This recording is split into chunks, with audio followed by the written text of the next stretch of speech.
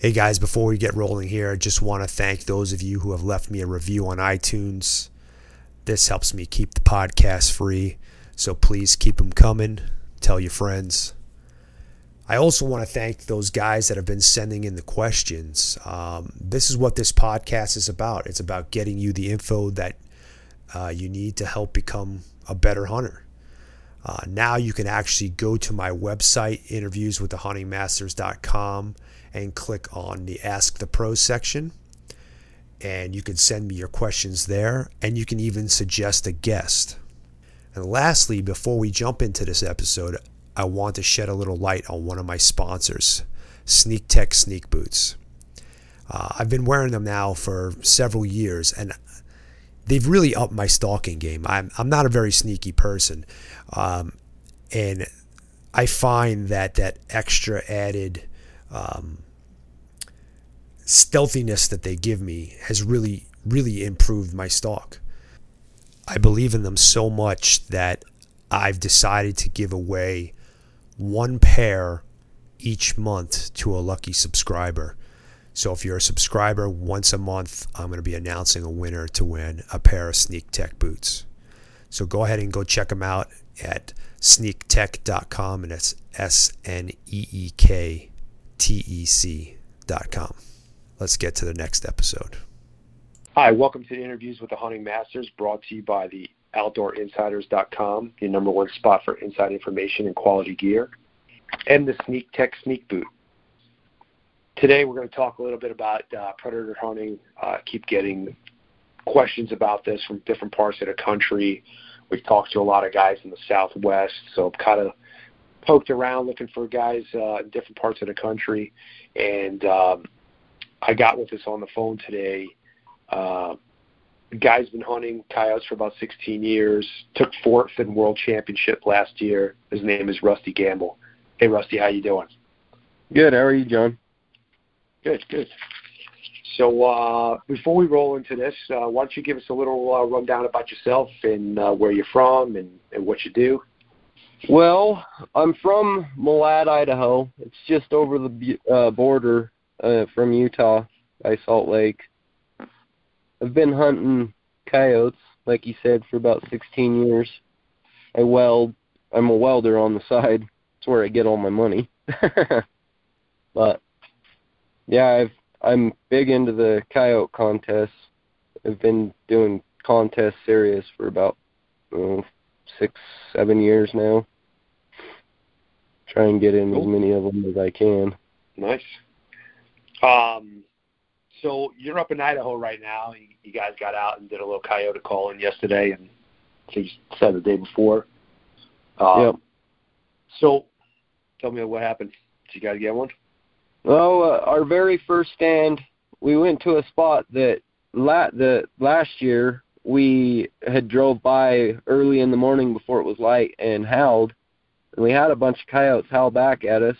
So this year we went back over there right before dark, and I started calling with the rabbit distress because I actually forgot my remote to my electronic call, so I was just using hand calls, Carver hand calls, and started doing a rabbit distress.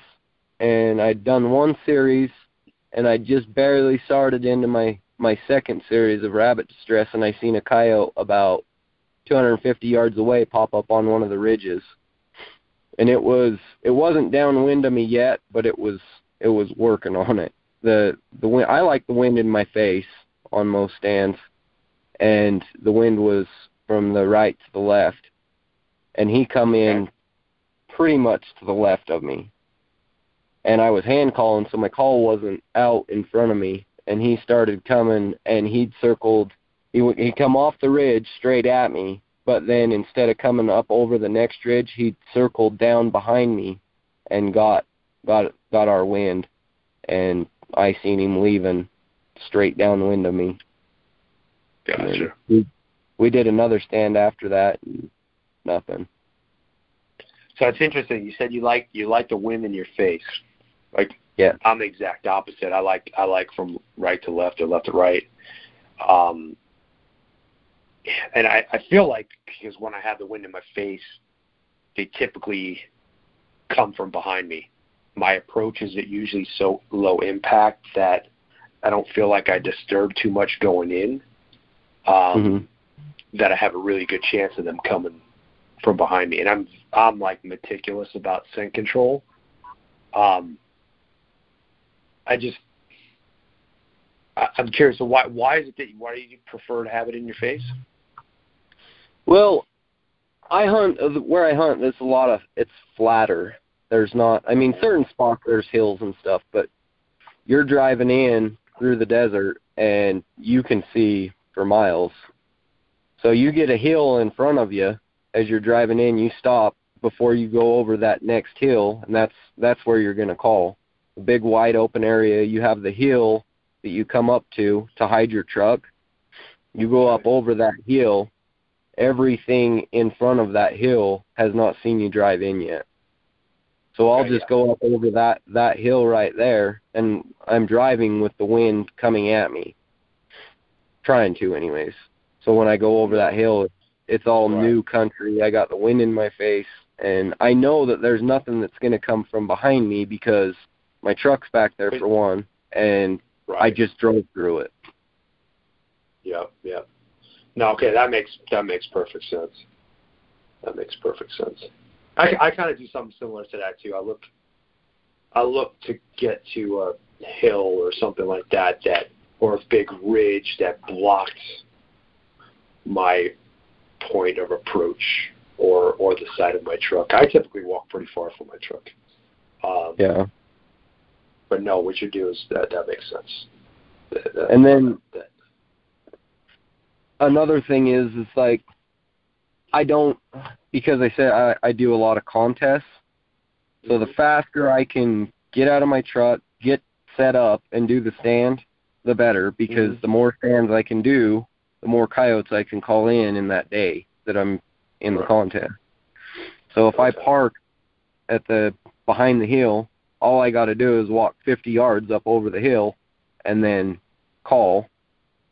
And another reason the wind in my I like the wind in my face is it seems like when them coyotes, if I have a left to right wind, the coyotes will try and get my wind a lot more than if I have it in my face. If they know that the wind's blowing straight behind me, they don't seem to try and circle as much. They just I'm not gonna go clear around to smell him. I'm just gonna run in and see what it is real quick. I have a lot more hard charging coyotes with the wind in my face than I do from with the wind left to right or right to left. Okay. Because the further your scent goes out, the wider it is. Right. I'm sure you've heard it said, or people say your scent cone. Yeah. Because right close to you. Yeah, right close to you, you don't. There's, I mean, a little line, but the further away it gets, the wider it gets. So the coyotes don't actually have to get right straight downwind of you when they're coming in, and they'll smell you. 10-4. That makes sense. I want to back up a little bit. You said you were using a hand call and you did a sequence. Talk to me about what a sequence is with your hand call. When I start off a stand, I start off just doing the rabbit distress, fairly quiet, not blowing on it as hard as I can, you know. And I'll do a set like that, and if there's a coyote close, he'll usually come in quick. But then if I don't see one coming in or nothing, sometimes they'll even howl back at you with a rabbit distress. They think there's another coyote in their territory killing their food, basically. Right. And yeah, if I don't see one with the first quieter series, I'll do a second series about 2 or 3 minutes later, and the second one I'll blow on the call a lot louder to try and get the sound to go out there further to get the coyotes that are further away. And typically, So how long do you blow for the first series? Excuse me. I don't blow on them for very long, like 30 seconds for the first one. And then you wait 2 or 3 minutes in between? Yeah. Okay.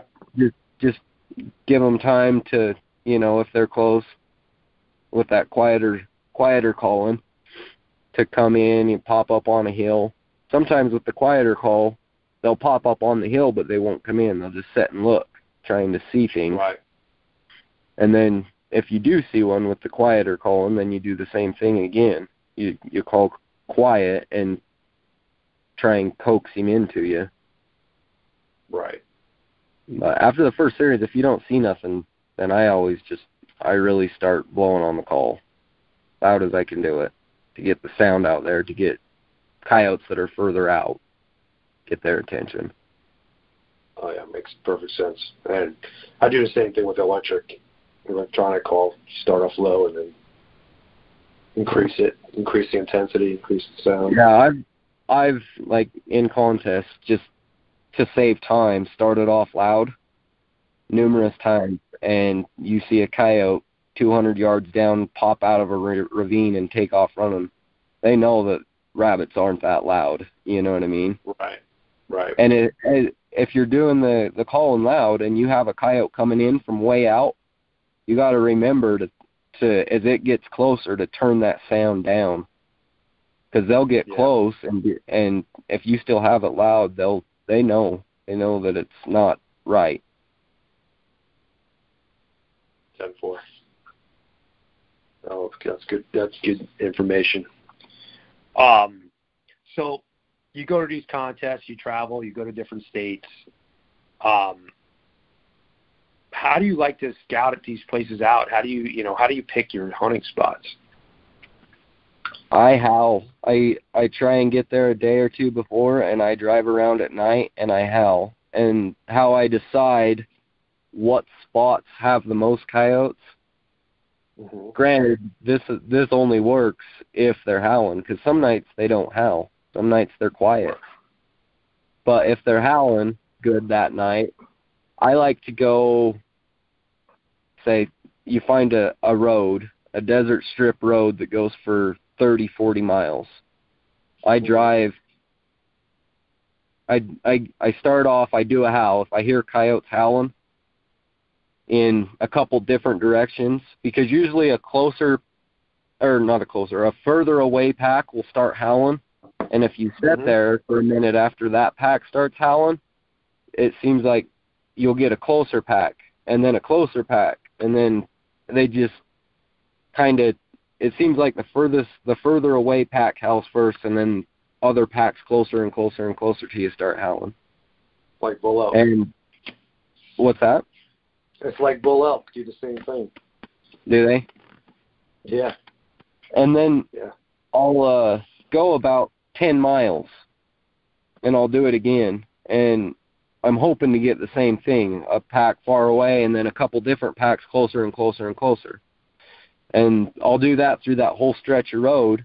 And if I get that couple different packs every 10 miles or so, I know that there's a large amount of coyotes in that area. So then I'll come back and the next day I'll hunt close to the road first off and do the whole 30-mile stretch. And then I'll start finding roads that go out further, little roads that cut off the main road. Because in them contests, I want roads that I can travel fast on too. So I'll do that main road, and then towards later in the day, I'll start going off on little roads off the left or the right or whatever, and getting out a little bit further and doing stands. And that's basically how I scout for a contest. Cool. And a lot of I look for if there's a lot of crap, coyote, scat, or whatever on the roads. That's another thing that shows you that there's a lot of different packs, because they use roads, fence lines, stuff like that to mark their territories. And they always do their business on the fence lines, ditch banks, roads, And that's how you know that there's a boundary. So if you're calling and you're on a fence line and you've noticed that there's a lot of coyote crap on the fence line, and you see a coyote coming on the other side of the fence line, a lot of times you won't get them to come in. They'll sit there on that fence or up on a hill or something a little ways away from that fence line and just howl at you. They'll sit down and just sit there, howl at you a couple times. You can throw every sound in the book, every sound on your call at them, and they won't come in. If you sit there for a while, stop calling, sit there for a while, and move to the other side of the fence, a lot of times you can call that coyote in. They know that they're not supposed to cross that fence, because if they do, they're going to get their butt kicked by another coyote. Wow. Oh, that's good info. That's actually, I knew that to an extent, but I never thought about jumping the fence. If you just sit there till that coyote gets bored and walks off, you go over there to where it was at. I mean, you got to wait a little while. Yeah, of course. But you go over there to where it's at. A lot of times, if you give it time to get away, a ways off, and you call from his side of the fence, you'll be able to call him right back in. That's cool. Granted, he doesn't see you or smell you or something, Right. Cool. What are some of the things that you obviously you do some howling, you're looking for scat. What are some of the things you do for, like, do you look for certain terrain features, or what else are you doing to, like, pick your spots? I'm not a very picky when it comes to finding spots. Like, we'll go for the world championship last year. We went to an area where it was a lot of juniper trees, and where was it held? The contest, it was in Arizona. Oh, was it? It was right by Tucson, right? No, I can't remember the name. Holbrook, Arizona. Holbrook. Okay. Yeah. And we actually, for the first day, we hunted in New Mexico, and then the second day we moved back and was hunting in Arizona. But last year we got there just in time to check in. We had no scouting, nothing. So we were just kind of winging it. I had a buddy that helped me out and told me where he'd gone in the past and done pretty good. So we went out there on the first day, and we did good. I can't remember exactly how many we got. I think we got 7 the first day. And then the second day, we had no idea where we were going, so we just howled in different spots all night long and ended up finding a spot in the dark. We couldn't see, what it looked like or anything. So we wake up in the morning and it's just flat. Just flat, no brush, nothing. And we're like, oh man, how are we going to do this? So anyways, we drove away from that spot because it was hard to find the places to hide your truck or whatever. And tried calling in other spots where there was hills and trees and stuff, and didn't do any good. So we did that for about 3 hours in the morning. We ended up driving back to the flat spot, and I have a tarp that I use to cover my truck. So when I don't have anywhere to hide it, I just throw this. They're like a canvas type duck hunting blind. And I bought 6 of them because they're 12 foot by 54 inches. I bought 6 of them and sewed them all together so I can cover my whole truck. And we went out there to that flat stuff, and it really looked like the grass was about 3-4 inches tall. Like, you could see for miles. And you couldn't see coyotes out there. And anybody in their right mind would not have called it. Like, you can't see nothing, you know what I mean? Right, yep. Well, we would cover the truck up with the tarp, and we would walk a long ways from the truck, 1/4 of a mile at least, But you look back at the truck, and it doesn't look like it. I mean, there's no reflection, nothing. Mm-hmm. And that's when we started calling coyotes in. Wow. We ended up getting getting 4 coyotes. We had to be checked back in by 2 o'clock, I think. But yeah, we ended up getting 4 coyotes, and you'd be sitting there calling, and all of a sudden you'd see a coyote. I don't know if they were coming out of holes or just little ravines or what, but they were out there, and we did good. We started calling them in. Like, if we would have just done that first thing, we would have got a lot more coyotes. I was going to say, yeah, if you would have stuck to the plan. Yep. Yeah, no, jeez.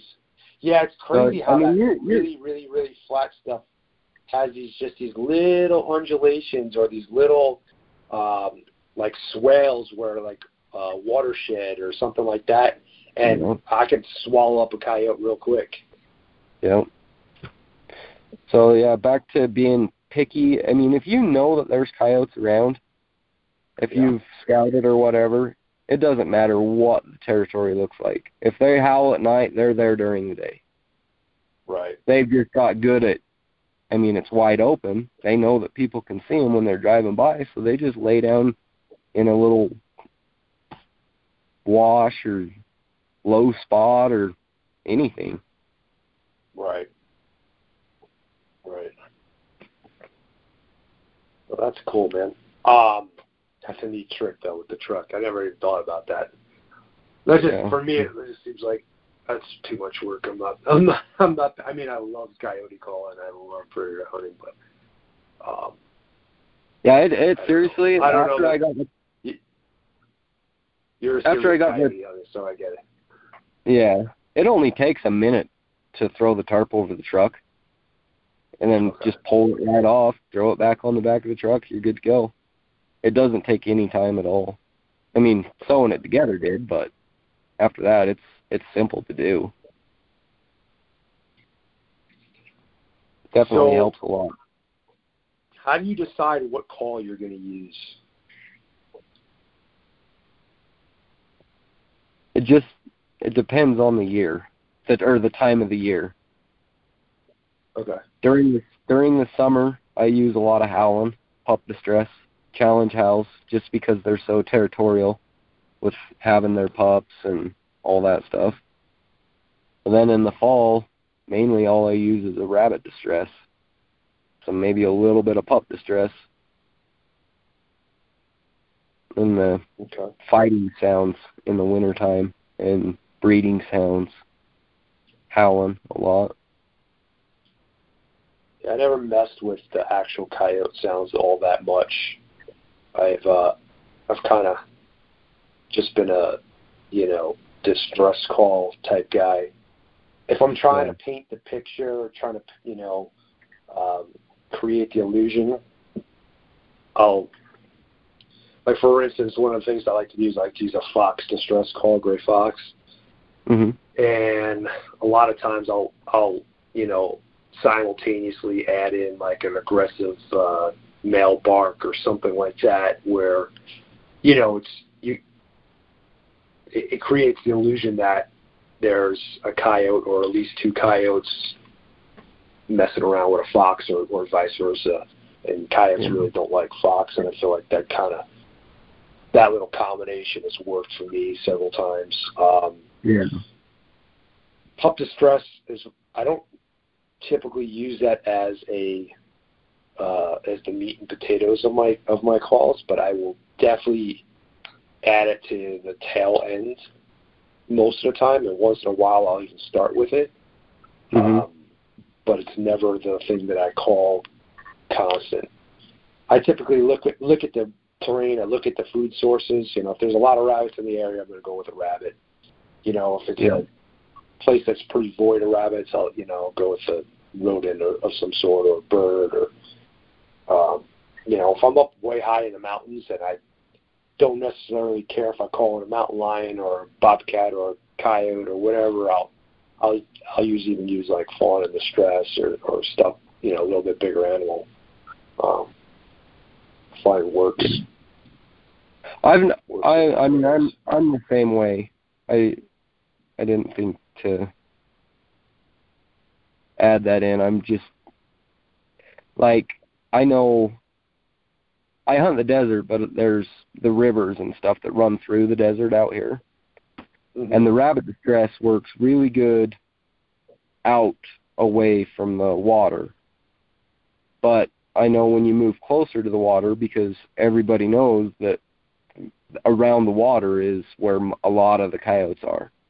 So a lot of people go out there and blow on their rabbit calls or use their e-calls, and they use jackrabbit distress.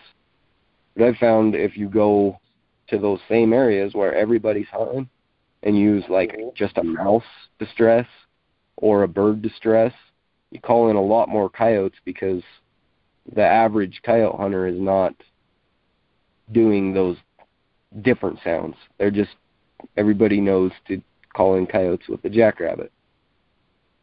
So if you change it up a little bit, and even animals that aren't around the area, like I have a groundhog distress. We don't have groundhogs.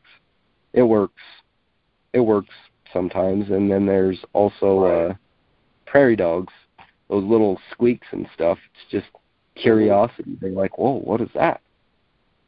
And they'll come check it out. Yeah.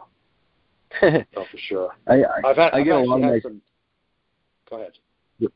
I get a lot of my sounds from Tony Tebby, and he's got one sound. It's a screaming monkey,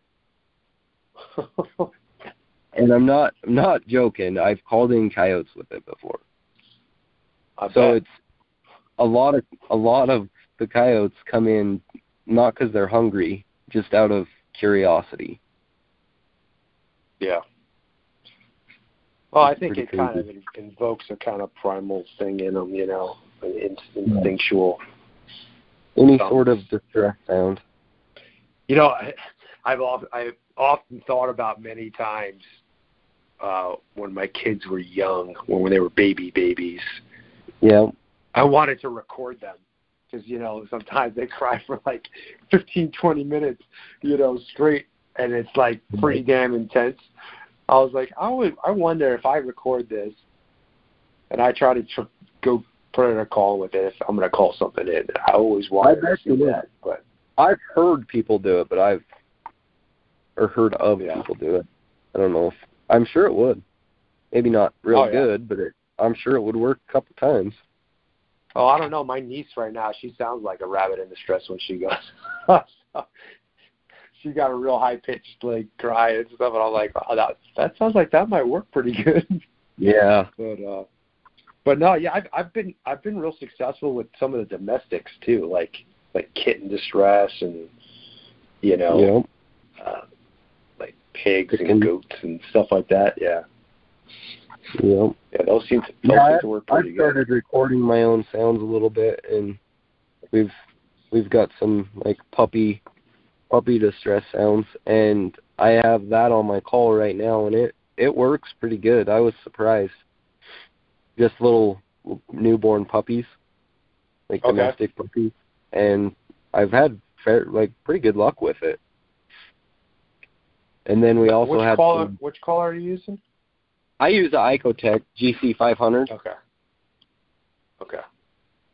Yeah, because I was saying on the Fox Pro, I think the file format, I don't know if it takes MP3 or anything like that. I think it's proprietary. No, you can. You can download any of Tony's sounds on your Fox Pro. Okay. So I wasn't sure. His sounds, he's one of the only ones you can download them on any call. They work on any call. Okay. Interesting. No, I was just kind of thinking, like, if I ever did try to record, because I got some pretty good recording equipment, I could probably get some good, decent sound from some. Yeah. Cool. So walk me through. Sorry. Go ahead. No, you're good. Walk me through a calling sequence. Actually, from start to finish, tell me like your whole a ideal setup. Paint me a picture. Say, you know, I park my truck here, I look for this, I look for that, I get into a spot, I got this is what I'm overlooking, the wind is doing this, and this is how I call, this is my sequence. All right. So when I go calling, if I'm not out calling, I'm looking at my phone. Granted, if I have service, you know what I mean? And I look at that. I have that Onyx Maps app on my phone, and I look at the. You can see the hills. You can see the open areas. You can see where you can set up before you even get over to it. And so I'll be driving down the road, and I'll find on my map a little open area just over a hill next to the road. And so I'll park my truck on this side of the hill, and I'll walk up over into that open area, and I'll set my call right in the center of that open area, and then I'll set right on the edge.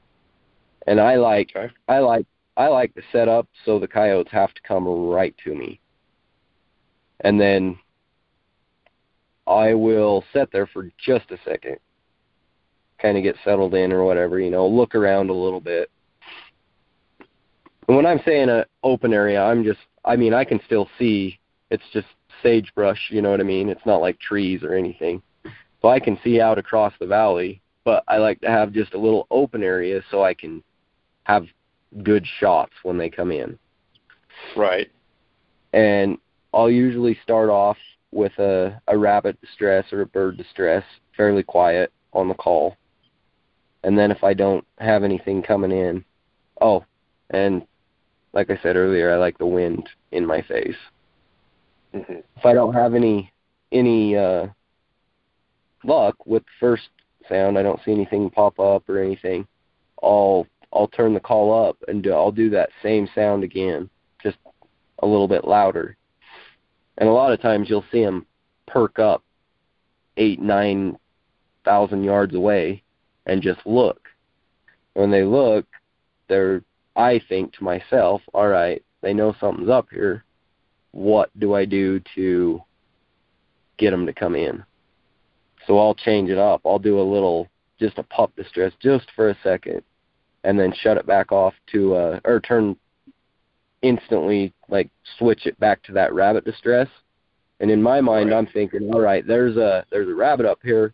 A pup's trying to get it, and the rabbit bit it or something. You know what I mean? Yep. And then the coyote goes back to biting the rabbit or whatever, and the rabbit starts squealing again. So then that coyote's like, oh man, I can take that rabbit from the pup. So it comes running up. I don't know. It's just I try and picture everything in my mind. Right. As I'm going through it. There was an old guy, and he was a government trapper around my town. Mm-hmm. And he told me that, and ever since he told me to picture, try and make a real scenario. Like if you can play your call as if something is going down, like that you could see happening in the wild. And after I started doing that, I started calling in a lot more coyotes.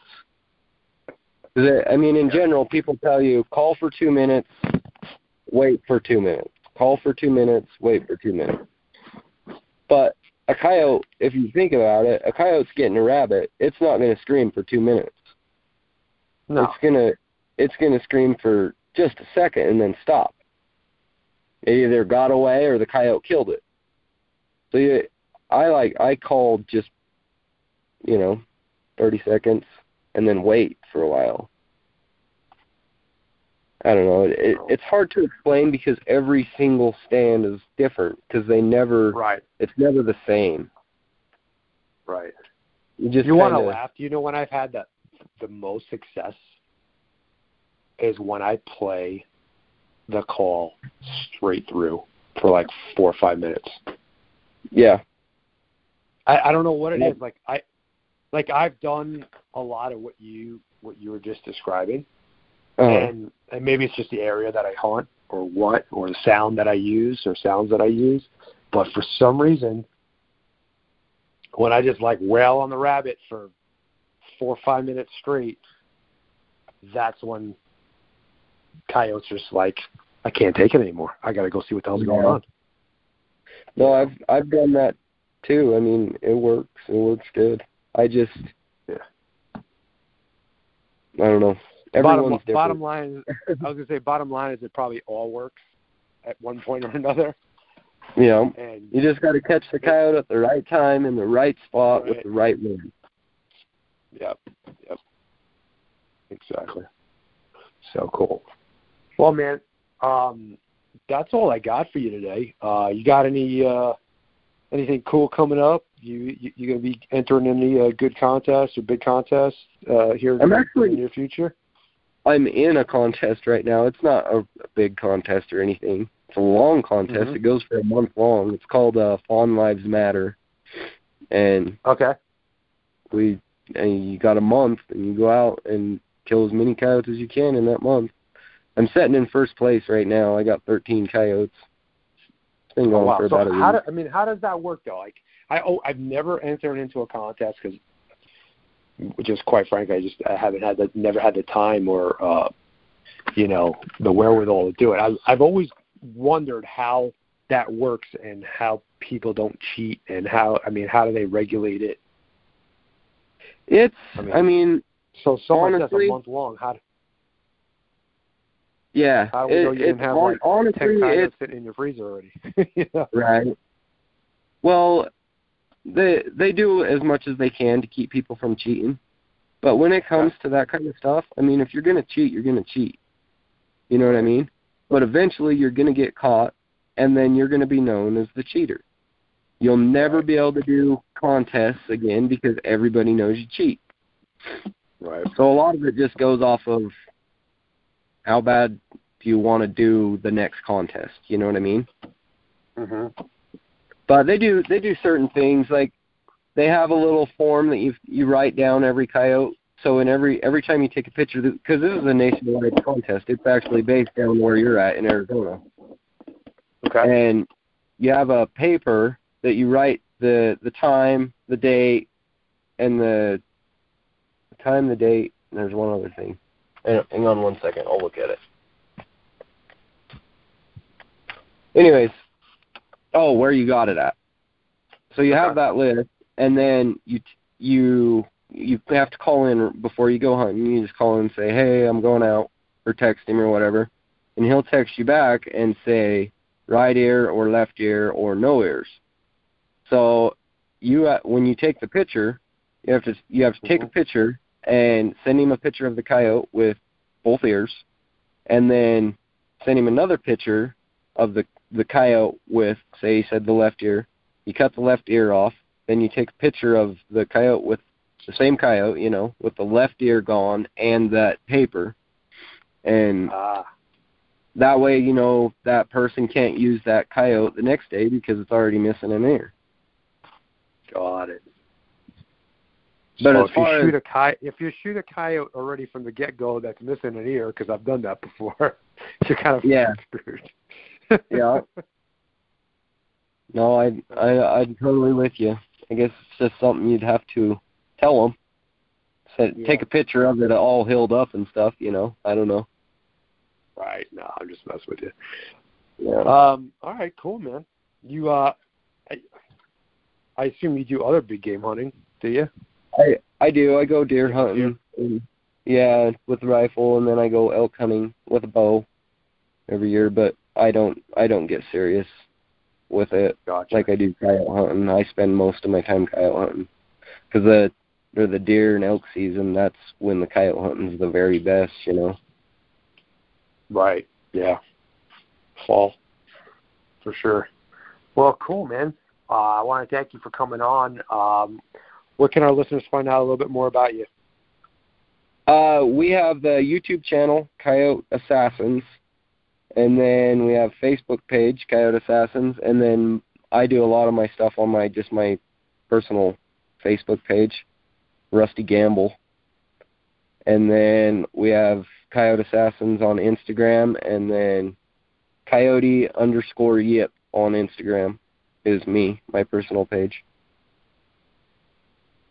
And I think that's it.